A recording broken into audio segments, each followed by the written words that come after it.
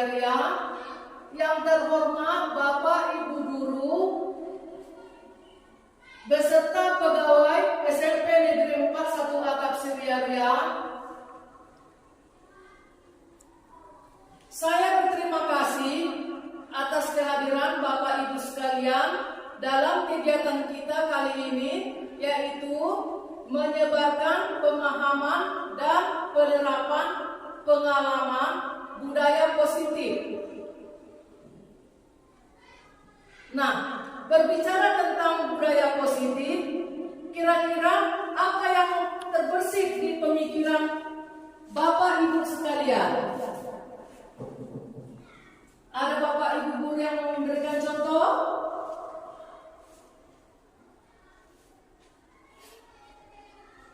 Nah, berikut ini adalah konsep inti budaya positif. Di sini ada 8 nilai-nilai kebajikan, kebutuhan dasar manusia, motivasi perilaku manusia, posisi kontrol guru, keyakinan kelas, dan segitiga restitusi. Nah, demikian Bapak Guru yang tadi saya katakan. Selanjutnya pemaparannya yaitu pembelajaran dengan paradigma baru. Pembelajaran dengan paradigma baru merupakan pembelajaran yang dirancang berdasarkan prinsip pembelajaran yang berdiferensiasi sehingga peserta didik belajar sesuai dengan kebutuhannya berdasarkan tahap perkembangan sesuai teori psikologi modern untuk mewujudkan profil pelajar Pancasila. Dengan konsep miskonsepsi tentang teori kontrol, ilusi guru mengontrol murid. Nah, di sini ada juga ilusi bahwa kritik dan membuat saran, rasa bersalah mampu menguatkan karakter. Ilusi bahwa semua penguatan positif efektif dan bermanfaat. Ilusi bahwa orang dewasa bisa memaksa. Untuk mengubah paradigma stimulus respon ke pendekatan teori kontrol. Di sini terdapat stimulus respon dan teori kontrol. Dalam stimulus respon ada beberapa poin, yaitu realitas atau kebutuhan kita semua. Kemudian semua orang melihat hal yang sama.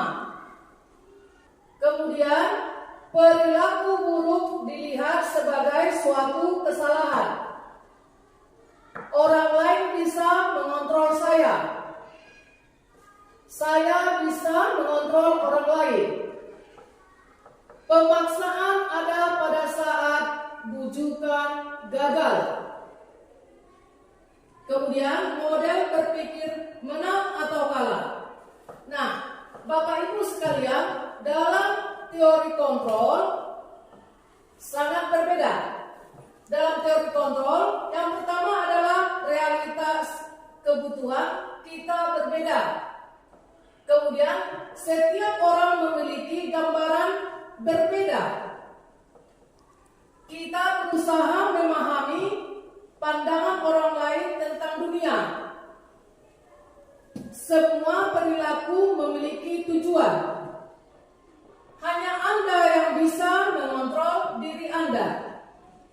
Anda tidak bisa mengontrol orang lain. Kolaborasi dan konsensus menciptakan pilihan-pilihan baru. Model berpikir menang dan menang. Demikian Bapak Ibu perbedaan antara stimulus respon dan teori kontrol. Kemudian dalam disiplin positif, di sana terdapat disiplin berasal dari kata disiplina yang artinya belajar. Disiplin mengacu pada disiplin diri yang memiliki tanggung jawab terhadap apa yang dilakukannya berdasarkan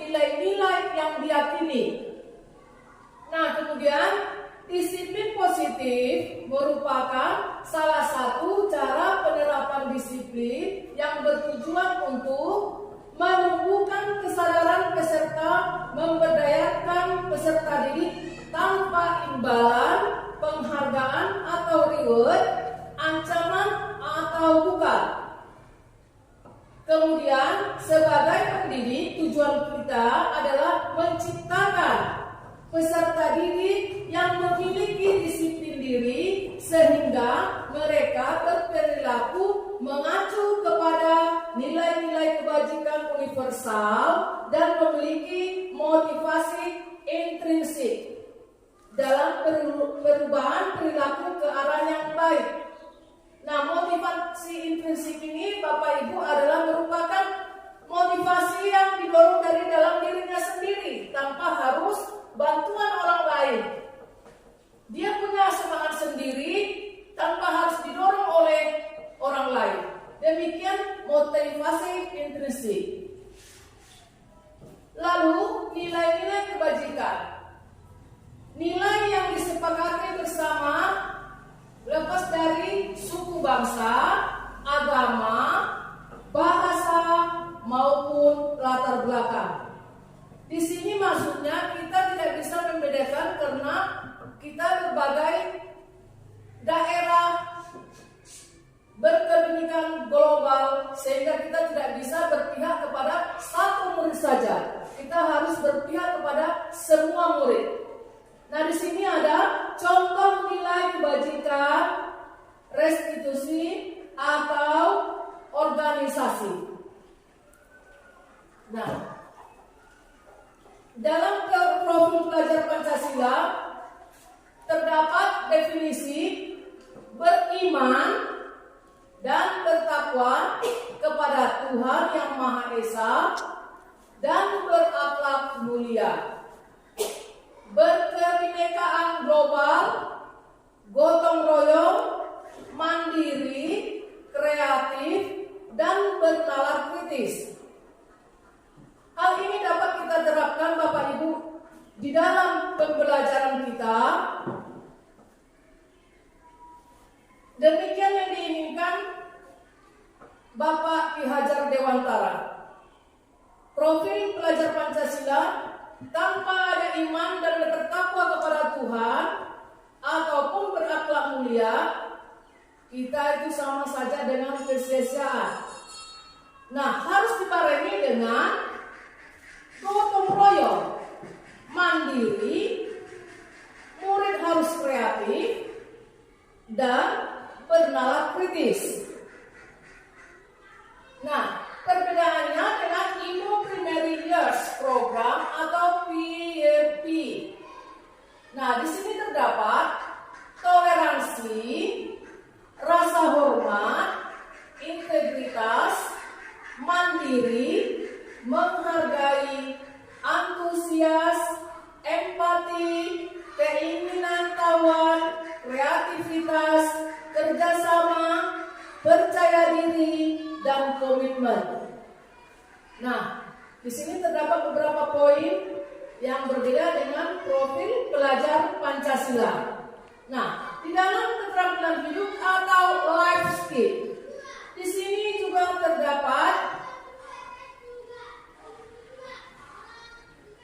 dapat dipercaya, lurus hati, pendengar yang aktif, tidak merendahkan orang lain, dan memberikan yang terbaik dari diri.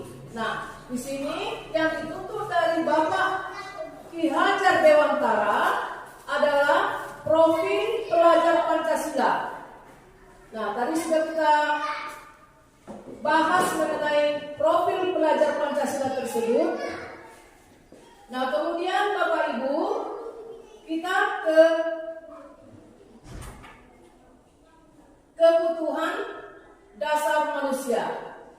Di sini Bapak Ibu terdapat kebutuhan dasar manusia adalah segala yang kita lakukan untuk mendapatkan apa yang kita inginkan. Seluruh tindakan yang kita lakukan memiliki tujuan tertentu, dan semua usaha yang terbaik yang kita lakukan adalah dalam rangka agar kebutuhan terpenuhi dengan baik.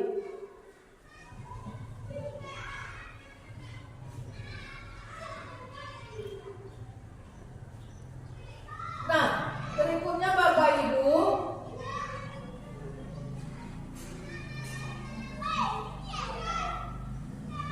dalam kebutuhan dasar manusia ini, apabila tidak semuanya terpenuhi, kita akan mendapatkan kendala, baik pada murid maupun kepada guru.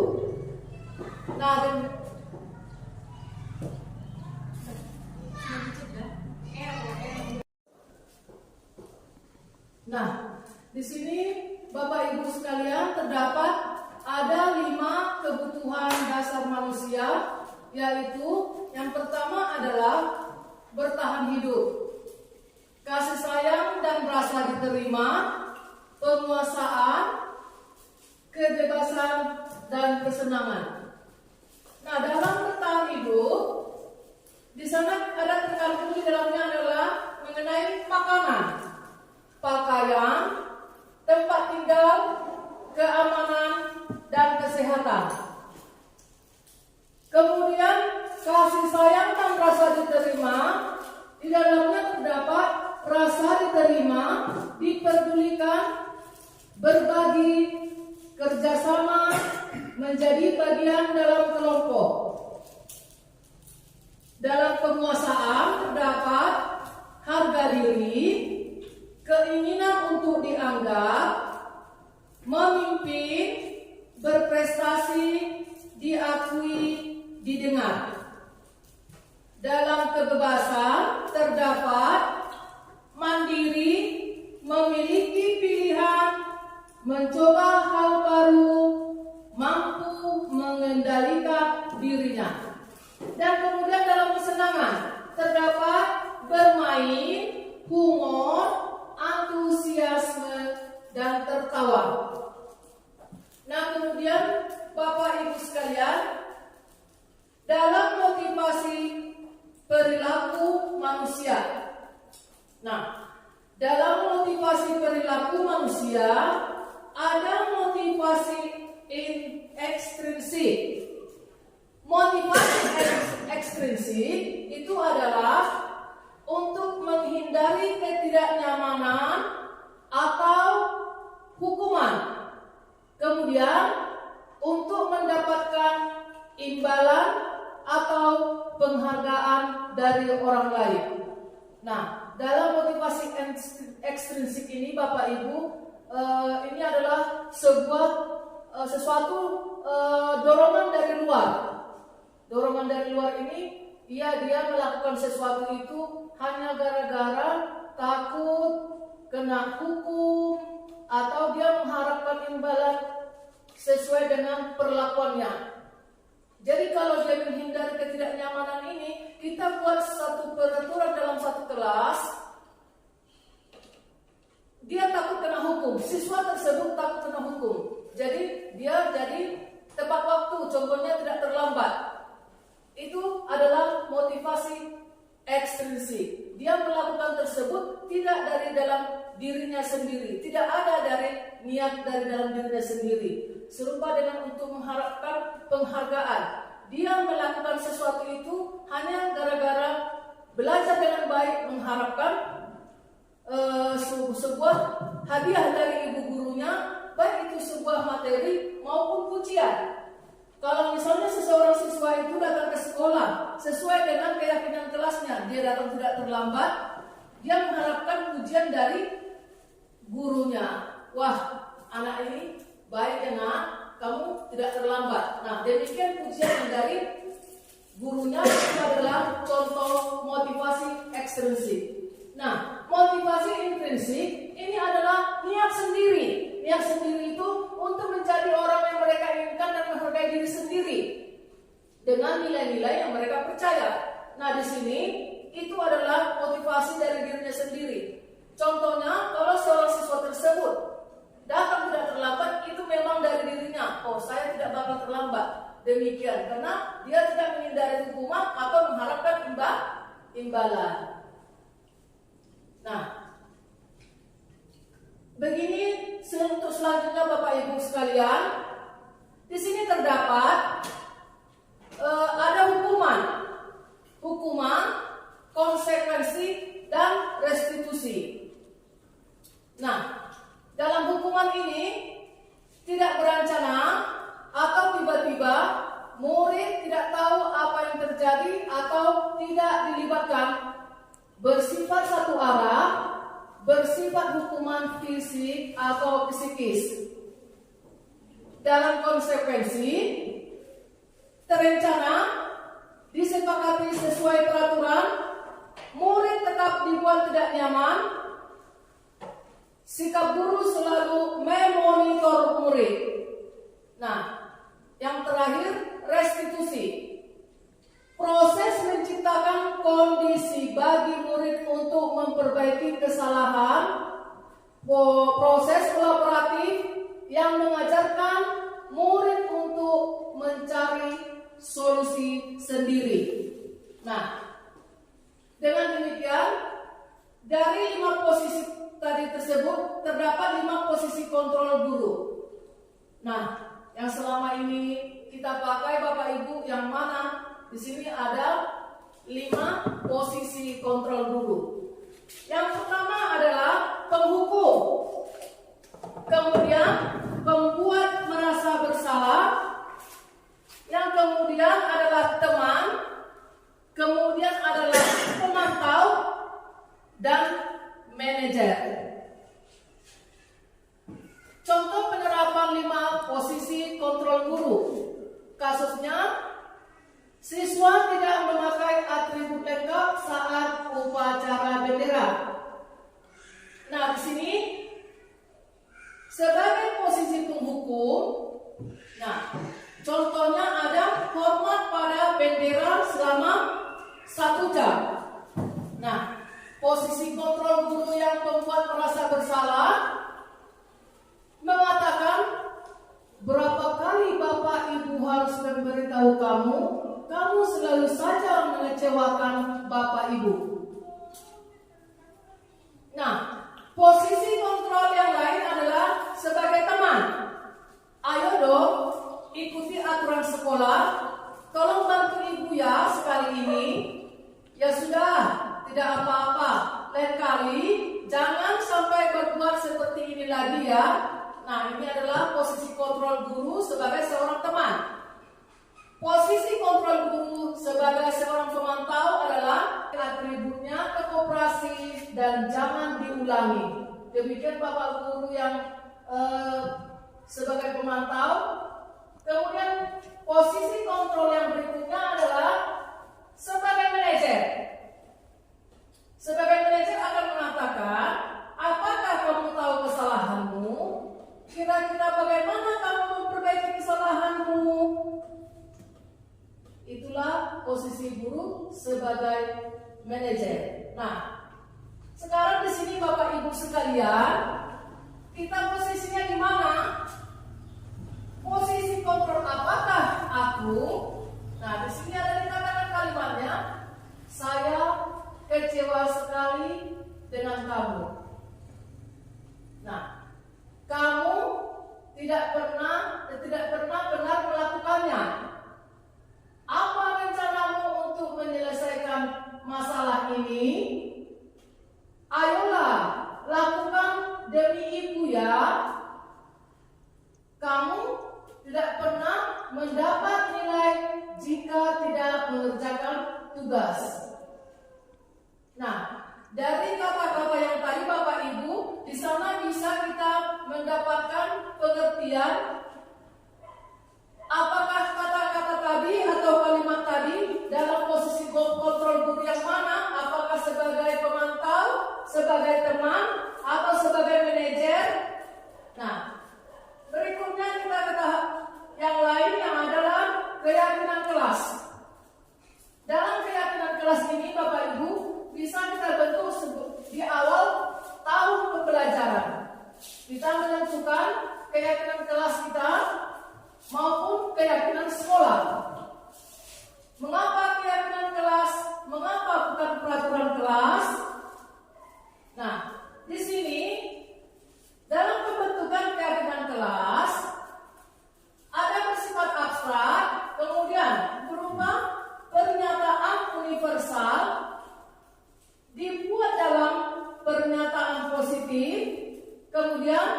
sedikit saja agar mudah diingat, lalu sesuai dengan kondisi kelas dan sekolah hingga mudah diterapkan.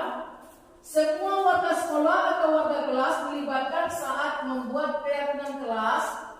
Nah, di situ maksudnya tadi keyakinan kelas tersebut kita buat, kita sepakati agar tidak ada yang melanggar yang tidak sesuai dengan kesepakatan kelas tersebut.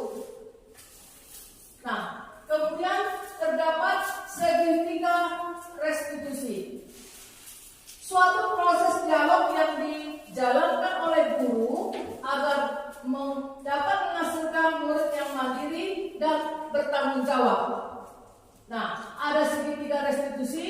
Katanya ini namanya segitiga restitusi terdapat menstabilkan identitas. Yang pertama adalah menstabilkan identitas. Kemudian validasi tindakan yang salah dan menanyakan keyakinan.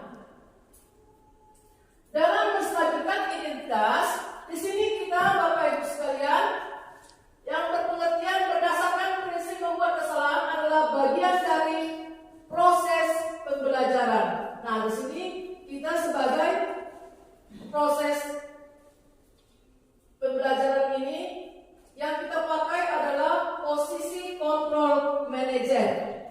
Nah, di sini dikatakan berbuat salah itu wajar. Kemudian tidak ada manusia yang sempurna. Ibu juga pernah melakukan itu. Ibu tidak mau mencari siapa yang salah, tetapi ibu ingin mencari solusi dari permasalahan ini. Kamu berhak merasa begitu. Nah, kemudian dalam tahap validasi tindakan yang salah, nah di sini kita berdasarkan prinsip setiap perilaku berupaya memenuhi suatu kebutuhan tertentu.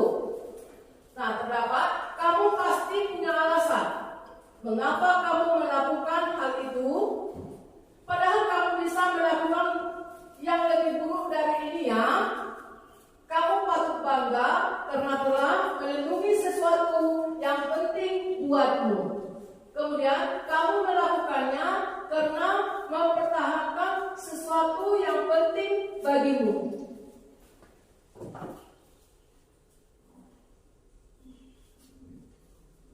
Kemudian di sini yang terakhir adalah kita menanyakan keyakinan.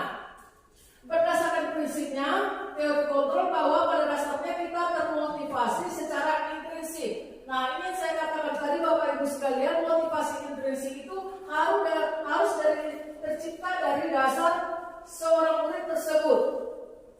Apa keyakinan kelas kita? Nilai-nilai apa yang telah disepakati bersama? Seperti apa gambaran sebuah kelas yang ideal menurut kamu? Kamu ingin menjadi orang yang seperti apa? Nah, di sini baiklah Bapak Ibu sekalian, sejenak marilah kita menonton sebuah video contoh penerapan segitiga restitusi. Selamat pagi, Nak. Selamat pagi, Ibu. Ibu perhatikan kamu seringkali tidak menggunakan atribut sekolah dengan lengkap. Iya, Bu, saya minta maaf, Bu. Kira-kira atribut apa yang paling sering tidak kamu kenakan? Saya sering tidak menggunakan dasi, Bu. Sering tidak menggunakan dasi termasuk masalah enggak itu? Kesalahan.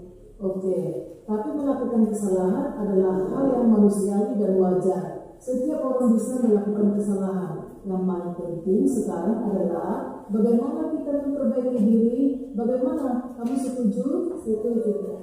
Baik, kita akan mencari solusi bersama. Ketika saya sering terlambat mengerjakan aktivitas saya untuk bersiap ke sekolah, Ibu, sehingga saya takut terlambat dan saya menjadi buru-buru dan atribut saya yaitu dasi tertinggal di rumah. Oh begitu, ya berarti kamu menghindari terlambat. Kamu buru-buru sehingga atributmu yaitu dasi tertinggal di rumahmu, sehingga kamu sering tidak menggunakan atribut ya? Iya. Kamu ingat gak keyakinan kelas yang sudah kita sepakati? Iya. Kalau begitu, tidak menggunakan atribut dengan lengkap sesuai tidak dengan keyakinan kelas kita.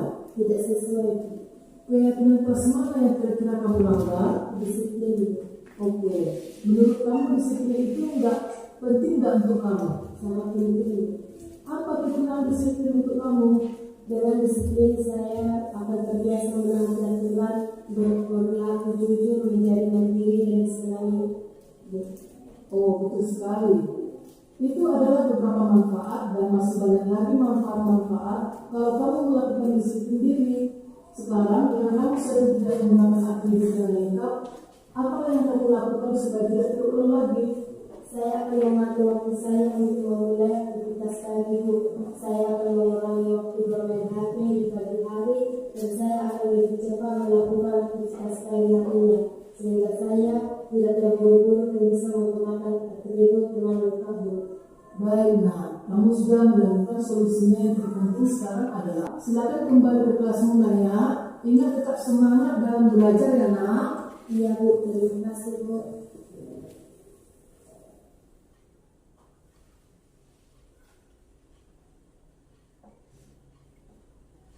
Nah, demikian Bapak Ibu guru sekalian, contoh dari penerapan segitiga restitusi.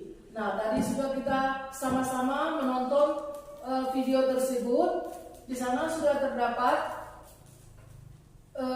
poin dari yang kita harapkan, contoh dari segitiga restitusi yang sesuai dengan penerapannya. Demikian yang dapat saya sampaikan, Bapak Ibu guru sekalian. Dalam penerapan program disiplin positif, hendaknya guru memiliki standar kepribadian, profesional, dan sosial yang baik, di mana guru mampu merefleksikan dirinya dalam posisi kontrol saat ini. Bagaimana perjalanan dirinya sebagai AMO atau manajer yang menuntun muridnya menjadi insan yang mandiri, merdeka, dan bertanggung jawab. Hanya itu yang dapat saya sampaikan. Terima kasih Bapak Ibu sekalian. Selamat siang. Horas.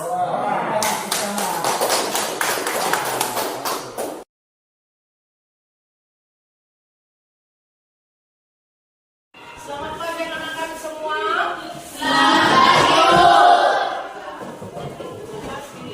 Bagaimana keadaanmu? Pada pertemuan kita kali ini, kita akan membuat suatu keyakinan kelas. Keyakinan kelas kita akan kita bentuk, kita buat sesuai dengan untuk menciptakan keamanan, kedisiplinan kita, ya. Nah, di sini Ibu sudah membuat badan untuk membuat keyakinan kelas. Sekarang Ibu bertanya, apakah kamu sudah pernah mendengar keyakinan kelas? Belum. Keyakinan itu sama dengan atau serupa dengan peraturan. Peraturan kelas, peraturan sekolah. Nah, apa yang membuat kita meyakini keyakinan itu kita buat? Nah, sekarang contohnya hubungan antar kamu dengan temanmu, hubungan kamu dengan guru-gurumu. Nah, sekarang kita buat supaya saling menyayangi sama adik kelas, saling menghormati sama guru wali kelas. Nah, sekarang Ibu tanya, coba berikan dulu contoh. Apa kira-kira yang kamu ketahui keyakinan kelas ini? Nah, ada dari temanmu satu tidak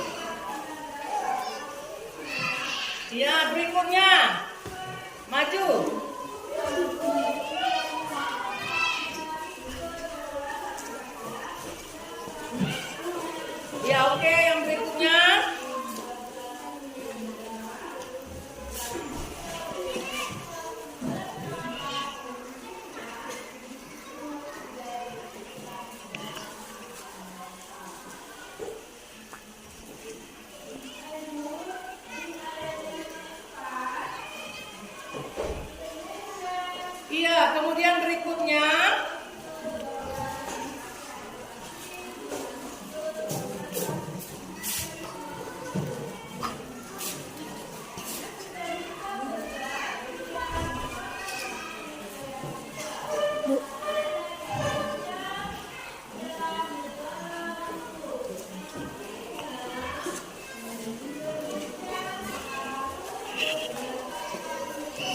berikutnya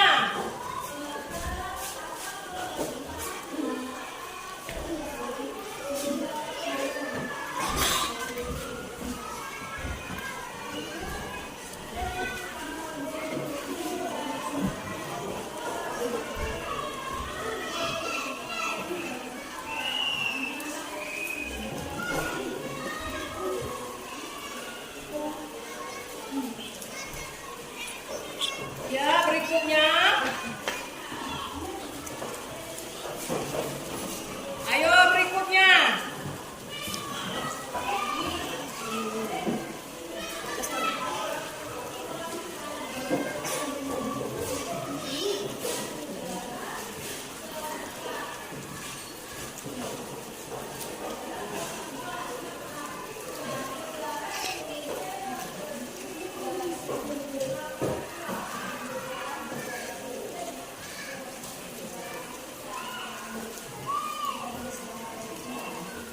Iya, oke, berikutnya.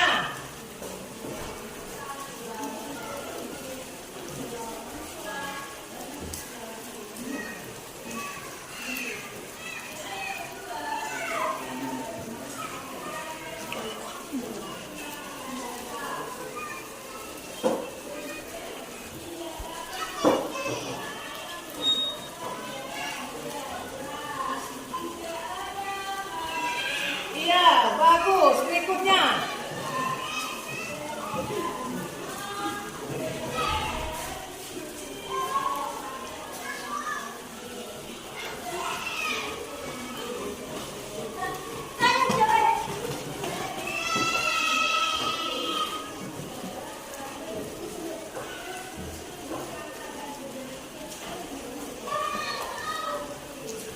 Iya, oke, berikutnya.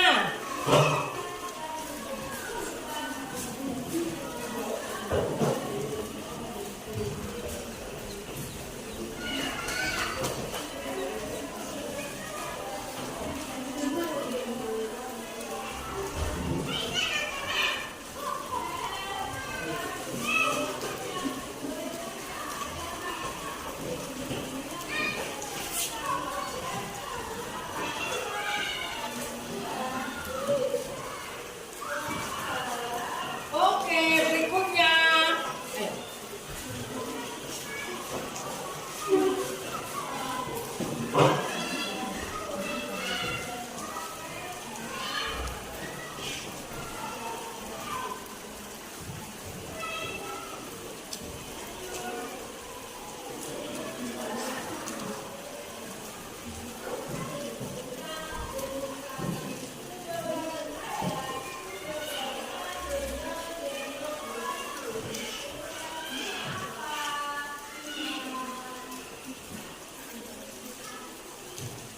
Iya, bagus. Berikutnya.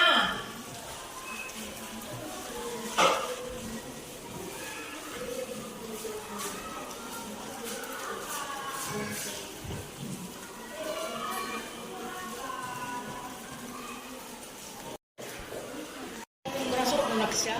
Oh, kamu cepat. Sampai ke sana ya. Kalau udah penuh. Yuk.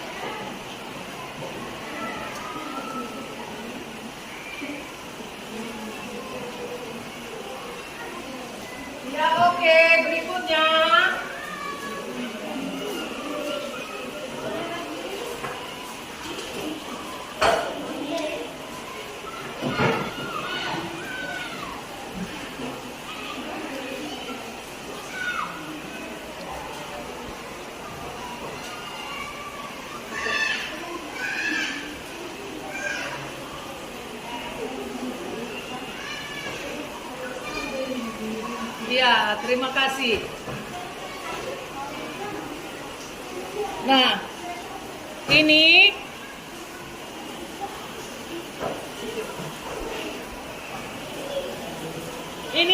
kita ada berapa ini? Berapa keyakinan kelas kita? Ada 1, 2, 3, 4, 5, 6, 7, 8, 9, 10, 11, 12, 13, 14. Nah, dari semua keyakinan kelas ini pasti ada yang mirip bukan? Ada yang mirip bukan? Nah, dari hal yang semua nanti ini mirip, kita akan saring. Kita pilih mana yang mirip, kita jadikan satu. Nah, sekarang kira-kira menurut kamu mana dari kata-kata keyakinan kelasmu ini yang mirip? Saling menghargai, saling menghormati, saling menyayangi, saling membantu, tidak boleh bertengkar, harus menjaga kebersihan, tidak boleh mencuri, tidak boleh membuli, tidak boleh melawan guru, harus disiplin, tidak merokok, yang lengkap, tidak orang lain, harus melaksanakan piket. Nah, sekarang kita akan pilih yang harus kita buat di badan kita ini. Sekarang yang paling utama sekali kita pilih mana? Ayo kita pilih satu. Yang paling utama adalah saling menghargai.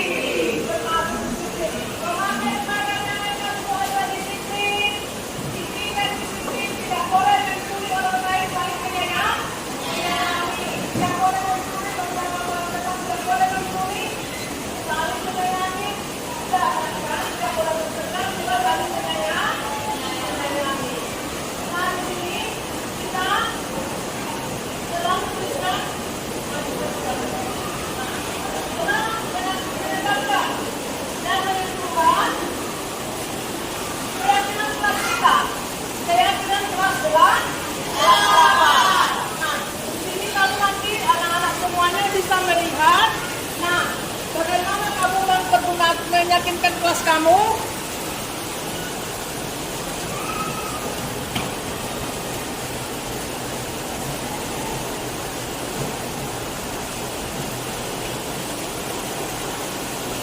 Dengan demikian, kita bisa menghargai teman, menghargai guru, tapi kita saling penyayang.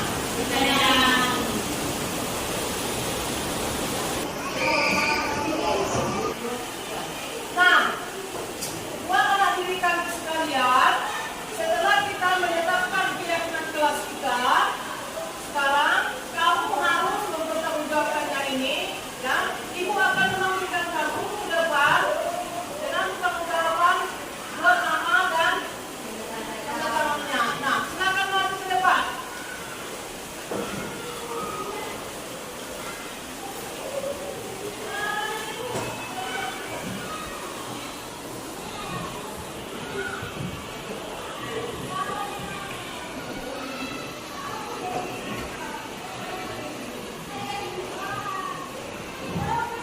Ayo.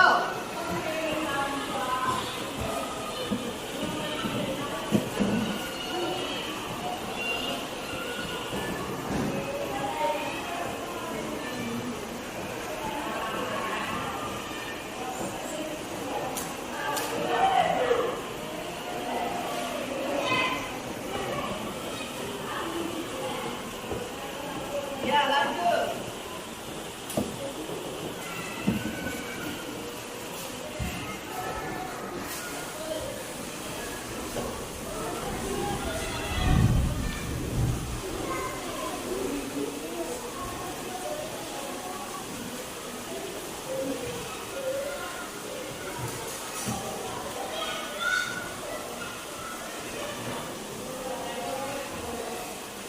Ya, lanjut.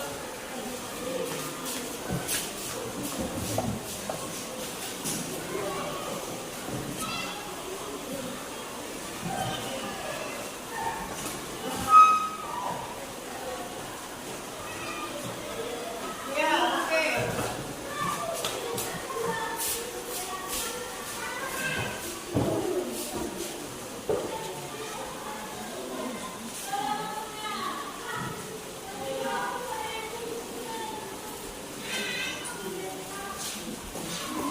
Ya, lanjut.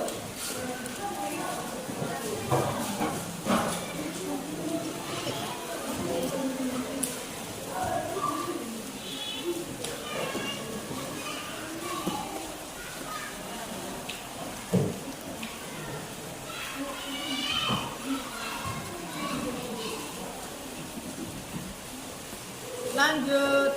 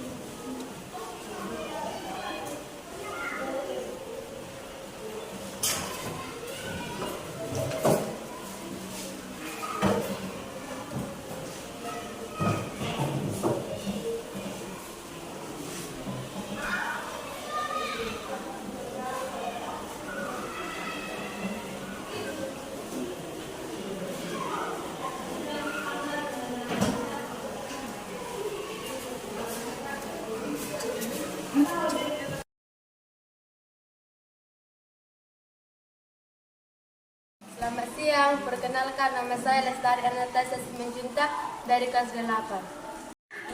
Selamat siang, perkenalkan nama saya Grace Setia Parpau dari kelas 8 SPDP 41 Atap Surialia. Selamat siang, perkenalkan nama saya Lisa Sihombing dari kelas 8. Selamat siang, perkenalkan nama saya Joel Saputra Barpau dari kelas 8.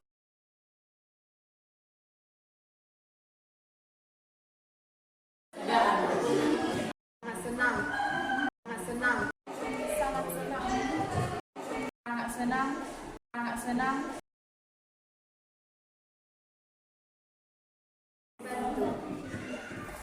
Saling menghargai. 3. Saya harus menjaga kebersihan.